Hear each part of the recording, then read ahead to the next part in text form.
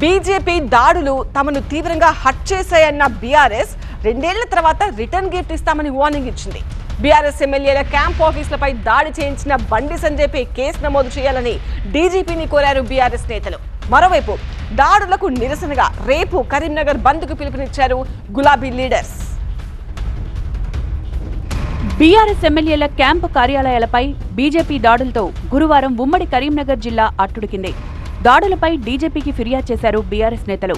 DGP CV ఆనంద్ను కలిసిన BRS నేతలు దాడులకు బీజేపీ కార్యకర్తలను ప్రేరేపించిన కేంద్ర మంత్రి బండి సంజయ్పై కేసు నమోదు చేయాలని కోరారు. కౌశిక్ రెడ్డికి భద్రత పెంచాలని విజ్ఞప్తి చేశారు. తెలంగాణలో శాంతి భద్రతలు దిగజారాయన్న ఎమ్మెల్యే పల్లా రాజేశ్వరరెడ్డి ఎమ్మెల్యేలకే రక్షణ లేకపోతే ఎలా అని ప్రశ్నించారు. ఇక్కడ పోలీసు, కాంగ్రెస్ పార్టీ, ప్రభుత్వం, బీజేపీ అందరు కుమ్మక్కే చేస్తున్నారు. ప్రజలు చూస్తున్నారు. నేరాన్ని ఉసిగొల్పిన నేరాన్ని చేసిన బండి సంజయ్ మీద తప్పనిసరిగా కేసు పెట్టాలి.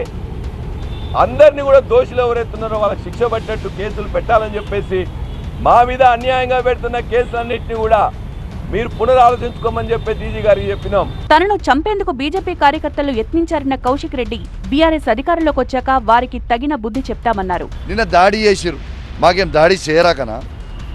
బరాబర్ చెప్తున్నా బండి సంజయ్ గారు, గుర్తుపెట్టుకోండి, 2 ఏళ్ల తర్వాత మళ్ళీ బీఆర్ఎస్ ప్రభుత్వం రాక తప్పదు. బీఆర్ఎస్ ప్రభుత్వం వచ్చిన తర్వాత మీ అందరికీ రిటర్న్ గిఫ్ట్స్ తప్పకుండా ఇస్తాను. దాంట్లో ఏం ఫికర్ చేయకండి. బాజాబ్తు బహిరంగంగా బండి సంజయ్ గారు కావచ్చు, వాళ్ళ కార్యకర్తలు కావచ్చు, కౌశిక్ రెడ్డిని మేము మర్డర్ చేస్తామని చెప్తా ఉన్నాం. తనపై మరోసారి హత్యాయత్నం జరిగే ప్రమాదం ఉందన్నారు కౌశిక్ రెడ్డి. తమ ఫిర్యాదుపై డీజీపీ స్పందించకపోతే లీగల్ గా ముందుకు వెళ్తానన్నారు. డీజీపీ గారికి ఇట్లా స్పందించకపోతే స్పీకర్ గారిని కూడా కలుస్తాను. ఇలా స్పీకర్ గారితో పాటు కోర్టులో కూడా డెఫినెట్గా పిటిషన్ వేస్తాను. ఇలా మా లీగల్ టీంతో కూడా సంప్రదించి దీని గురించి తప్పకుండా చేసే ప్రయత్నం చేస్తాం. బీజేపీ దాడులకు నిరసనగా శనివారం కరీంనగర్ బంద్కు పిలుపునిచ్చింది బీఆర్ఎస్. మరోవైపు బీఆర్ఎస్ ఆఫీసుల దగ్గర భద్రతను కట్టుదిట్టం చేశారు పోలీసులు.